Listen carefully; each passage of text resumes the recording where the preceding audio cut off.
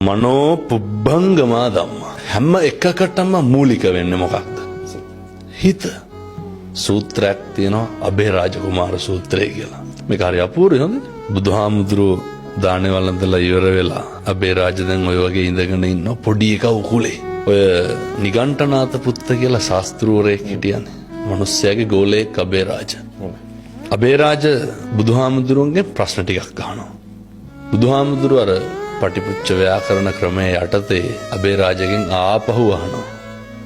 අබේරාජ පොඩි එකා ඔය උකුලේ ඉන්නවනේ. පොඩි එකාගේ කටේ කැබිලිති කටුවක් තියෙනවා.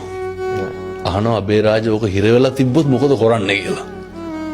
අබේරාජ කොහොමද උත්තර දෙන්නේ? බුදුහාමුදුරුවනේ ඇදලා ගන්නවා. බුදුහාමුදුරුවෝ මොකටද ඇදලා ගන්නෙ? පොඩි එකා බේර ගන්න ඕනේ. පැහැදිලිද මං කියන්නේ? එහෙමයි.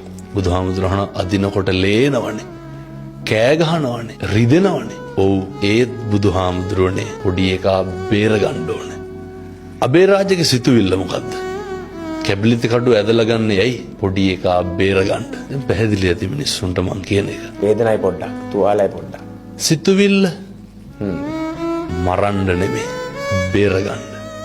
නැස උගන්වනවනේ චේතනාවමයි කර්මය වෙන්නේ කියලා. මිනිස්සුන්ගේ සිතුවිල්ලේ තියෙන කළු සුදු මට්ටමේ අඩු වැඩිය අනුව තමයි කරන ක්‍රියාවේ ප්‍රතිඵල යහපත්ද අයහපත්ද කියන එක තීරණය වෙන්නේ.